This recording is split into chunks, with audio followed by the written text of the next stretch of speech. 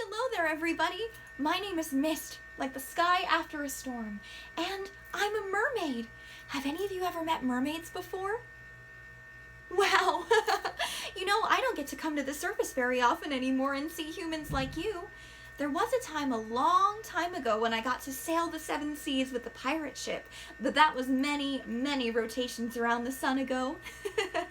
I'm studying very hard to be a princess. I'm the princess of the Tropic of Capricorn, an undersea kingdom far to the south below the equator. So I don't have time to explore above the surface anymore. But when my dear Finn friends at the library sent me the most mermazing message in a bottle, I knew I had to come to the surface and share with all of you. I got so giggly about the gills that I started flipping my fins with excitement. Now, how many of you love to read stories with each other? Raise those flippers nice and high if you do. Oh, I just knew it. Sharing stories and songs with the ones you love are how humans and merfolk get to learn from one another. I have so many Fincredible stories to share with you from all around the world. Isn't that the best thing about the oceans? No matter where you are, you're always surrounded by the seven seas. So we get to share and we get to learn from one another all the time. Our differences are what makes us special. So I'd like to share some of my favorite stories of the sea with you so that you can share them with everybody in your pod. And in merfolk terms, a pod is a family. Like I said before, I have quite a few different stories to share with you. Are you all ready? Oh, I must have some sea foam in my ears. Are you all ready to read with me? Oh, I'm so excited! Now, I'm going to show you all the pictures and I'll ask you some questions as we read. Does that sound good with you? Fantastic! So, I thought we'd start with one of my very favorite stories, Not Quite Narwhal. Can you see our Not Quite Narwhal? What animal is he? Do you know? Well, we'll just have to find out. So this story by Jessie Sima is about finding where you belong. No matter where you are on land and sea, there's a place for you, and sometimes you belong in two worlds. So this is Not Quite Narwhal.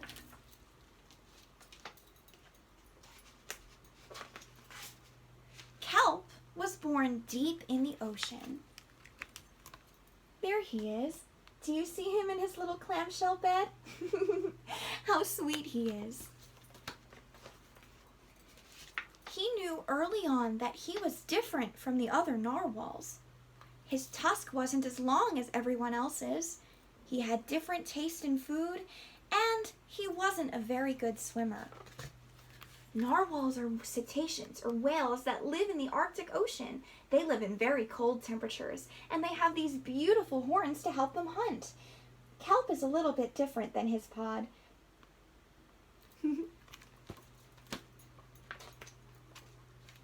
But Kelp's friends didn't mind, so Kelp decided that he wouldn't mind either. He has some wonderful fin friends and family.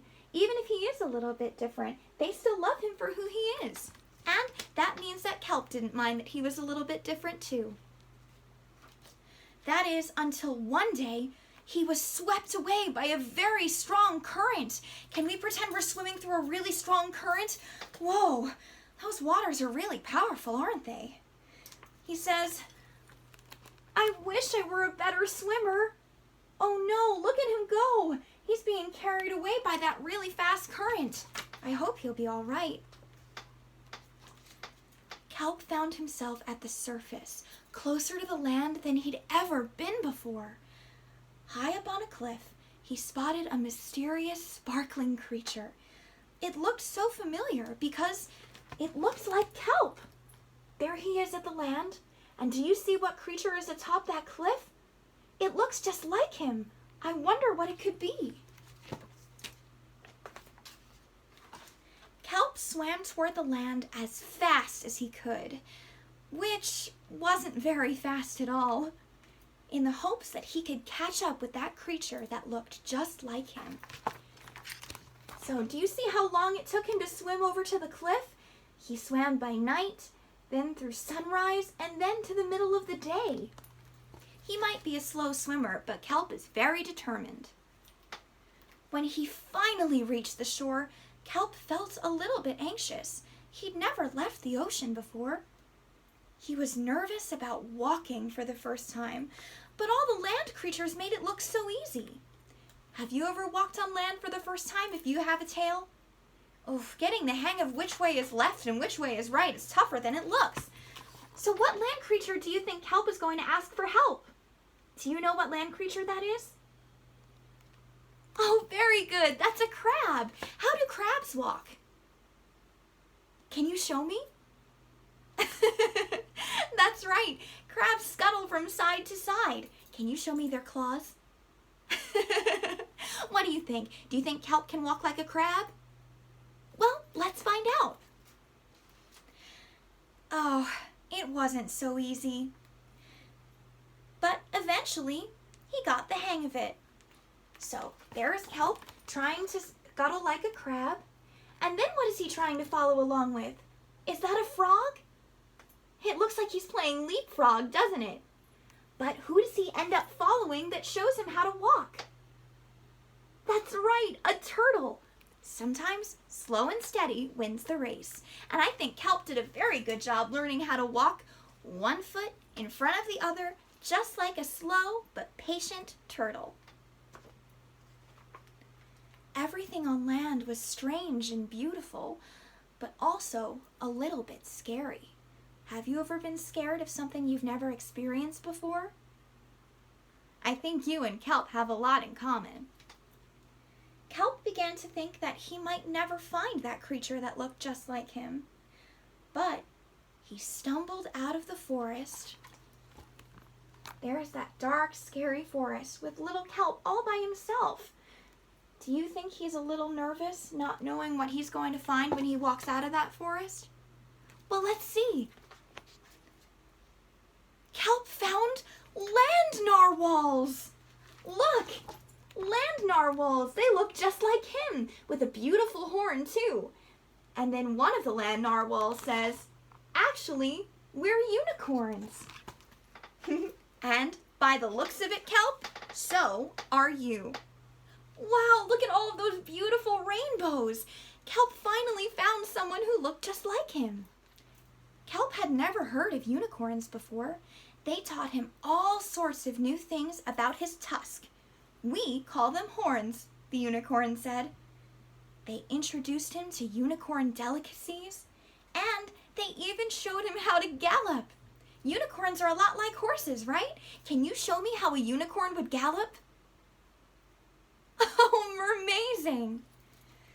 There was no doubt that Kelp was, in fact, a unicorn. He was having so much fun that he didn't want to leave. So there's the unicorn teaching him all about his horn, or in the sea he'd call it a tusk. And what kind of unicorn delicacy is that? Is that ice cream? And there they are galloping through the fields together. But even so, Kelp feels a little bit worried or unsure. He remembered all of his fin friends living under the sea. Kelp missed them terribly, so one day he said goodbye to the unicorns and returned to the ocean. There he is, standing on top of that cliff where he saw that unicorn one night. But he missed his family so much that he decided to go back to the sea. The unicorns were happy to welcome him back, though, and they said, "Come back and visit soon." Kelp swam toward his home as fast as he could, which wasn't very fast at all, hoping that the narwhals would still like him now that he was a unicorn. What do you think? Do you think that the narwhals back under the sea will still like him for who he is, even though he's not quite a narwhal? When he finally arrived home, Kelp had butterflies in his stomach. But look! The narwhals are having a welcome home party for him. They missed him, and they're so happy that he's back home too. Isn't that just wonderful?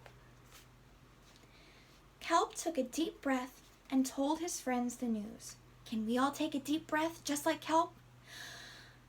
It turns out I'm not a narwhal. Of course you aren't, says one of the narwhals. They knew the whole time he wasn't a narwhal. I'm a unicorn. We all knew that. The narwhals, for one, took it quite well. Even though they knew that Kelp was a little bit different and not really a narwhal, what do you think that means? That means they love him just for who he is. Kelp was very happy to be home, but now that he'd experienced life on land with the unicorns, he couldn't forget them either. It feels like it must be hard being torn between land and sea, doesn't it? Did he want to be a land narwhal with the unicorns, or a sea unicorn with the narwhals? Kelp couldn't decide. What would you do if you were in Kelp's situation? Would you be a land narwhal with the unicorns, or a sea unicorn with the narwhals? Then Kelp came to a realization. He realized then that maybe, just maybe,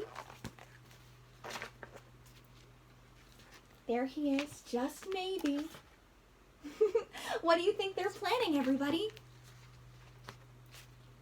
Maybe, just maybe, he didn't have to choose. There are all of the unicorns and narwhals playing together on the beach. What kind of games are they playing? Volleyball and beach ball. They're making sand castles together and eating ice cream. Isn't that wonderful? Kelp has a home in two places, on land and in the sea. The end. This is one of my very favorite stories. You are yourself, no matter where you come from or what you look like. And always know that there are those who love you, no matter what. The end. Wasn't that just incredible? I love getting to share stories like that, especially stories that have a very happy ending. Now, I'm going to share a story with you from the Caribbean Sea. This is a story called Mermaid Dreams by Janet Lucy. This is a story of a little girl who dared to dream and made all of her dreams come true with a little help from mermaid magic. Have any of you been to the Caribbean Sea before? The merfolk there are so kind and so giving, very generous. Maya dreams of being a mermaid. Her long dark hair hangs in silky strands down her back, nearly reaching the top of her favorite skirt that her mama made with 7 tiers of turquoise net.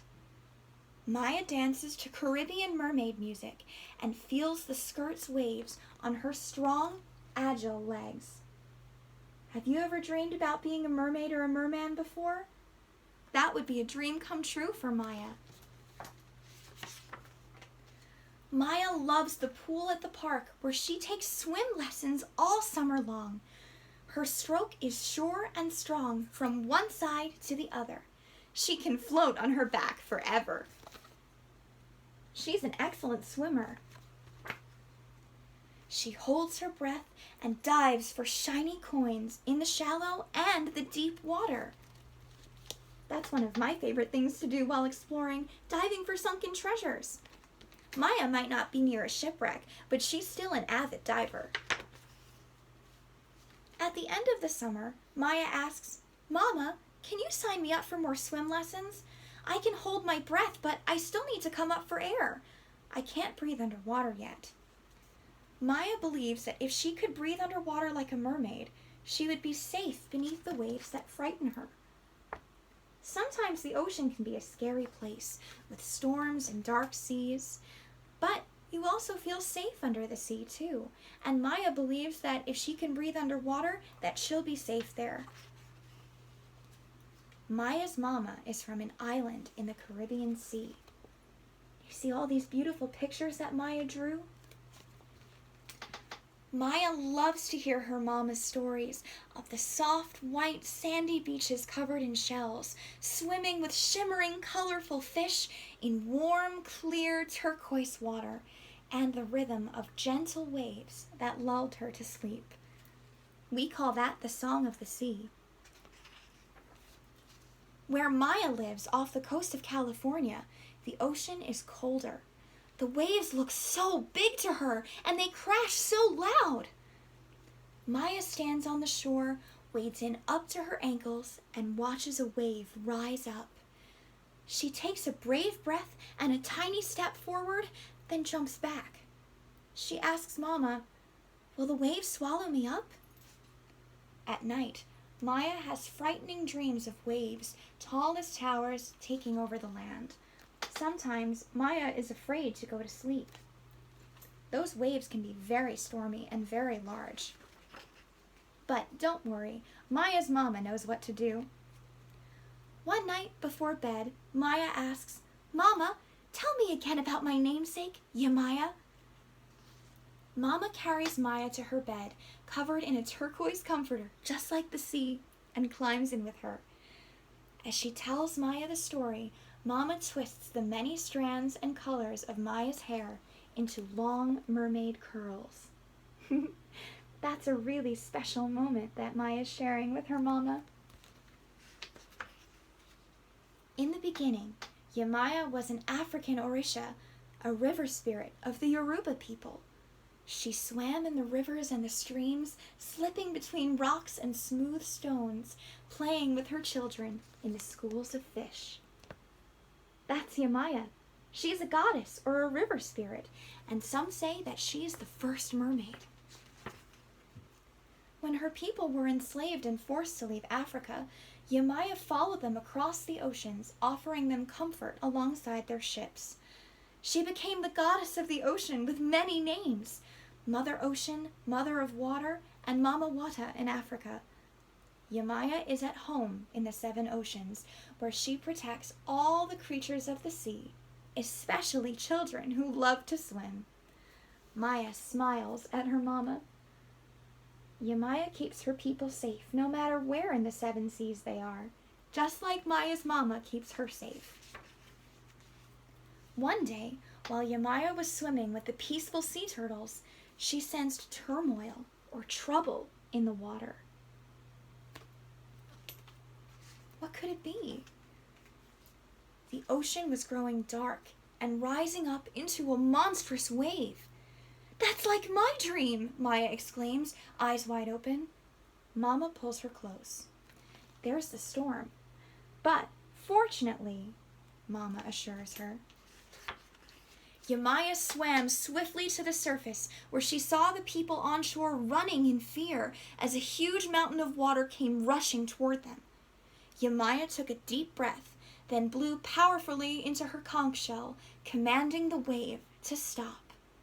Yemaya was able to calm the fury of the sea just in time. So Yemaya uses her conch shell to use her magic and stop the waves. Isn't that mermazing? The giant wave changed its shape and settled onto the shore. The water gently receded, leaving Yemaya's gifts, shells, and glistening pearls on the sand. The ocean was calm again. Look at those beautiful treasures that Yemaya left behind. According to the legend, Mama continues, one of Yemaya's very first gifts to humans was a seashell in which her voice could always be heard. Have you ever picked up a seashell and listened to the sound inside? You might just be talking to Yemaya. Mama pauses and opens her palms.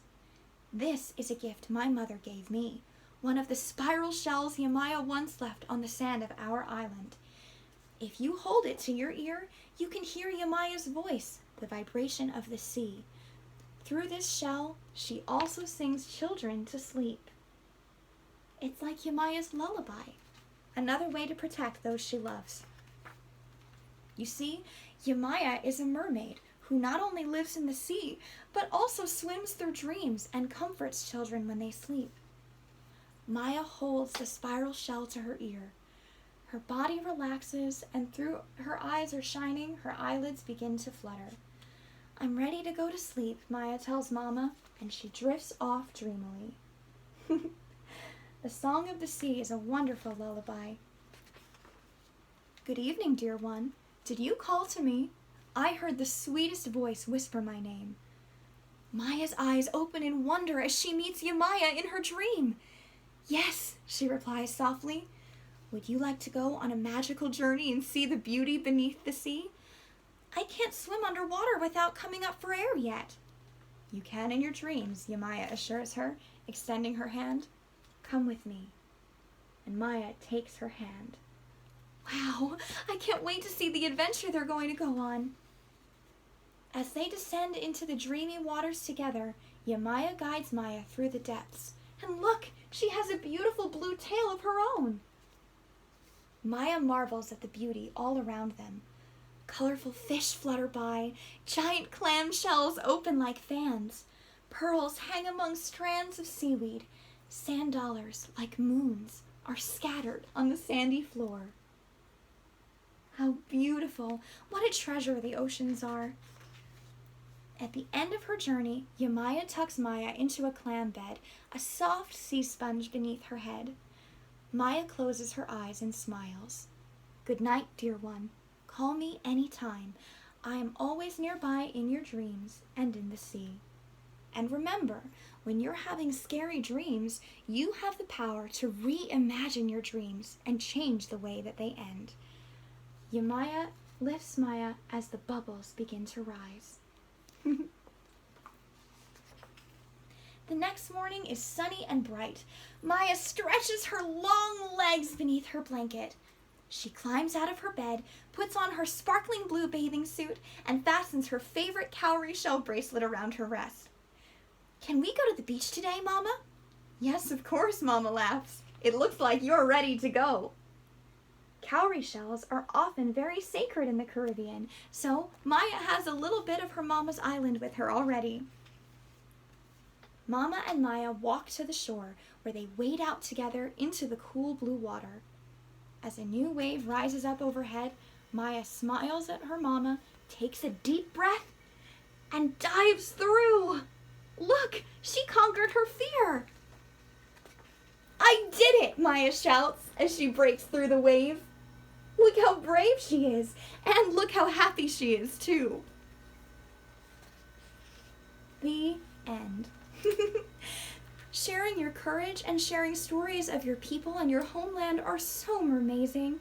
And Maya now has the power to change her dreams and make them a reality. I know that you have the power to do so too. And the next time you pick up a seashell, maybe you'll hear Yemaya's voice calling to you too. The next story I'm going to read is called Julian Is a Mermaid by Jessica Love. Julian is a little boy who dreams about being a mermaid. Did you know that merfolk come in all shapes and sizes? No matter where they are around the world, merfolk are as different as humans are. Anyone can be a mermaid if they really believe. So, this is Julian's story. Julian is a mermaid.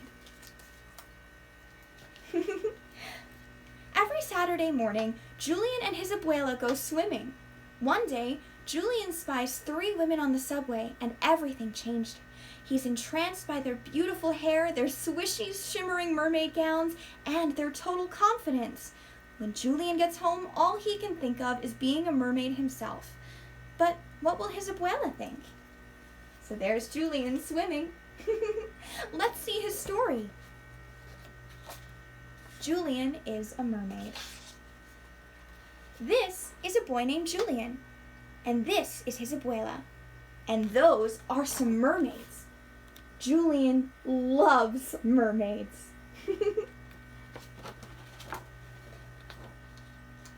Julian likes to use his imagination and pretends that he's a mermaid every chance he gets, whether he's reading a story or outside playing. Look, he has the ability to become whatever he chooses to be. He lets his hair down and imagines that he's swimming freely in the sea. Have you ever pretended to be a mermaid or a merman before? I think you'd be good fin friends with Julian. Look where his imagination can take him. He's swimming in the sea with all of these sea creatures. Can you point out some sea creatures? Do you see the spotted eagle ray? And the mahi-mahi? All sorts of fish of all shapes and sizes and colors. In his dreams, Julian grows a beautiful tail. Look, he's so excited he's just like me, flipping his fins. Look at that beautiful tail, pink and gold, and a big fish comes to say shalom. Vámonos, mijo. This is our stop, says Abuela. Abuela and Julian get off the subway, and the mermaids wave goodbye.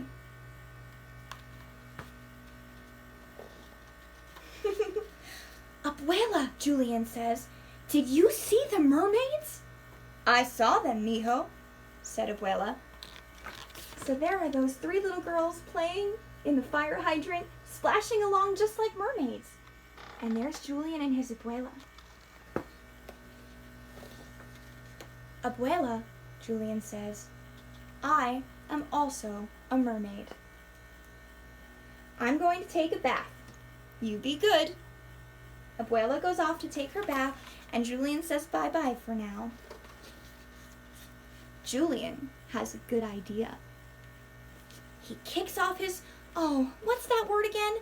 Oh, shoes, that's right, that's what humans wear on their feet. He kicks off his shoes, and look at this big, beautiful plant. What does he do? He takes some of the ferns and fashions himself a magnificent headpiece. I also like to wear seaweed in my hair. Look, see, he's making something beautiful. Mermaids love to accessorize. Julian takes a look at the window and gets a really clever idea. What do you think he's going to use that curtain for? Let's see if you're right. Julian takes the curtain and makes himself a magnificent seafoam mermaid tail, just like he came out of the waves. He's very clever, Julian. Abuela comes out from her bath, and Julian says, oh, he made quite a mess. Do you think Julian's going to be in a little bit of trouble for making a mess? Abuela walks away, and she doesn't look too happy. Uh-oh.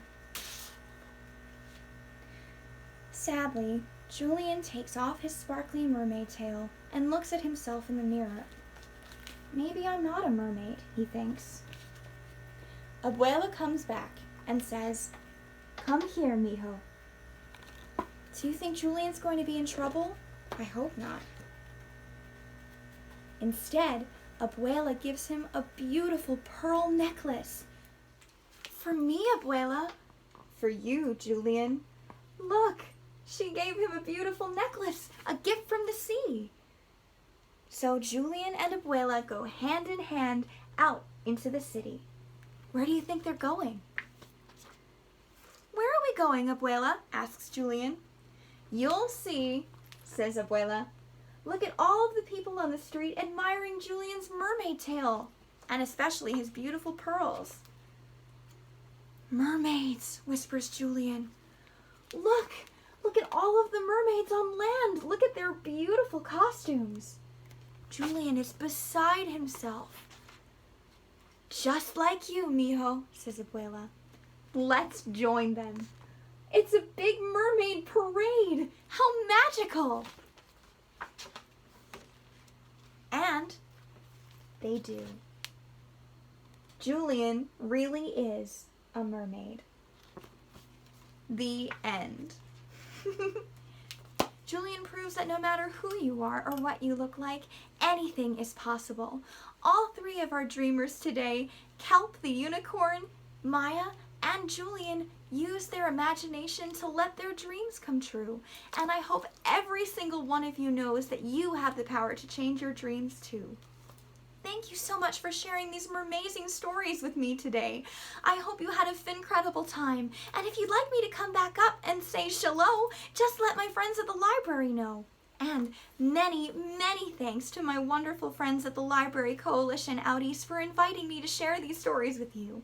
I had a fantastic time, and I hope you get to read these tales of the sea with your pod, your family, too. I'll see you soon. Bye, guppies!